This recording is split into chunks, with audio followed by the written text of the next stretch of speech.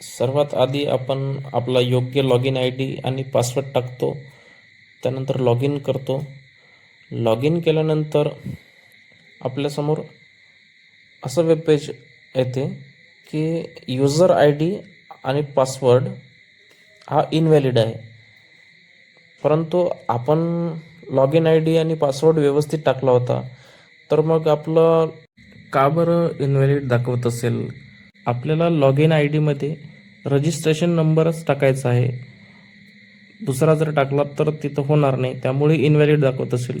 आपलं user I D काय आहे हे माहिती करून घेण्यासाठी आपण जो सेल्फ सर्टिफाय केलेला फॉर्म आहे त्याच्यामध्ये युजर आय डी दिलेला आहे. आणि जर तुम्हाला तुमचा रजिस्ट्रेशन नंबर तुमच्या हॉल तिकीटवर तुमच्या फॉर्मवर मिळाला तर डावीकडे दाखवल्याप्रमाणे तुमचा हा रजिस्ट्रेशन नंबर असा असेल. पण तुमचा जो युजर आय डी आहे तो उजवीकडे दाखवलेला असा आहे.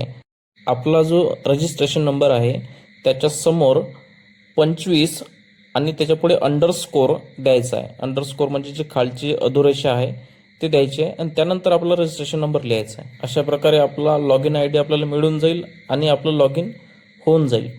आपला युजर आय डी आणि पासवर्ड योग्य आणि बरोबर असताना सुद्धा आपल्याला इनव्हॅलिड असा मेसेज पॉपअप मेसेज येऊ शकतो. त्यामुळे घाबरून जायची गरज नाही आहे, कारण हा फक्त टेक्निकल फॉल्ट आहे. कारण सध्याच्या टाईमला खूप सारे टेक्निकल ग्लिच टेक्निकल फॉल्ट चालू आहेत.